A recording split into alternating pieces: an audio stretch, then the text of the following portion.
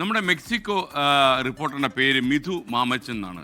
മിഥു മാമച്ചന് മെക്സിക്കോയിൽ ഇറങ്ങിയപ്പോൾ ഒരു അബദ്ധം പറ്റി. മെക്സിക്കോയിൽ പോയത് എന്തിനാണെന്നറിയാമോ? വേൾഡ് കപ്പ് റിപ്പോർട്ട് ചെയ്യാനാണ്. മെക്സിക്കോയിലെ ഫിഫ ഫാൻ ഫെസ്റ്റിവലുകൾ ഇപ്പോൾ ഫുട്ബോൾ ആവേശം കൊണ്ട് മാത്രമല്ല, ഈ ജേർണലിസ്റ്റുകളെ മാധ്യമപ്രവർത്തകരൊക്കെ ഡീൽ ചെയ്യുന്നതിലും അവർ ആവേശം കാണിക്കും. ഒരു മാധ്യമപ്രവർത്തകനെ നേരിട്ട് കണ്ടാൽ എടുത്ത് ആകാശത്തേക്ക് എറിഞ്ഞു കളയൊരു അത്ര ഊഷ്മളമായ സ്വീകരണമാണ് മെക്സിക്കൻ സ്റ്റൈലിൽ നമ്മുടെ ജേർണലിസ്റ്റുകൾക്ക് ലഭിക്കുന്നത്. അവരുടെ വരവേൽപ്പ് നമുക്കൊന്ന് കണ്ടൂടെ? സൂപ്പർ വരവേൽപ്പാണ് മെക്സിക്കോയിൽ നടക്കുന്നത്.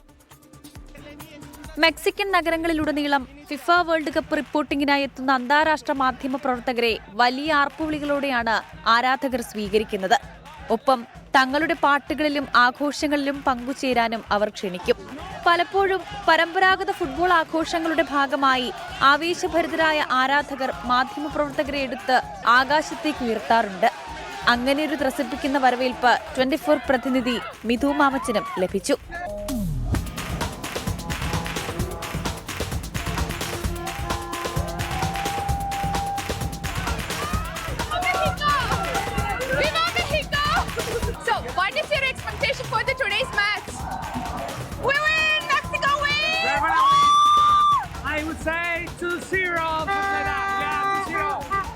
സമൂഹ മാധ്യമങ്ങളിൽ ഇതിനോടകം വൈറലായ ഇത്തരം നിരവധി അവിസ്മരണീയ നിമിഷങ്ങൾക്കാണ് മെക്സിക്കോ സാക്ഷ്യം വഹിക്കുന്നത്.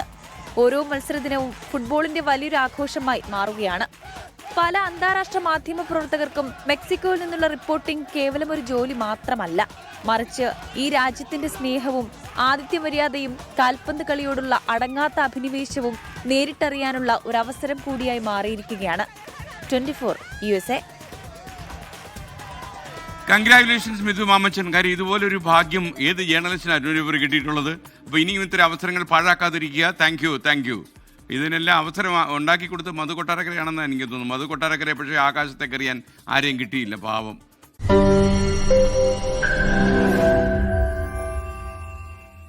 ലോകത്തെവിടെയായാലും ഏത് സമയത്തും 24 വാർത്തകളും ഓഗ്മെന്റഡ് റിയാലിറ്റി പാക്കേജുകളും എക്സ്പ്ലെയിനറുകളും വിശദമായി കാണാൻ ഞങ്ങളുടെ യൂട്യൂബ് ചാനൽ നിങ്ങൾക്ക് സബ്സ്ക്രൈബ് ചെയ്യാം.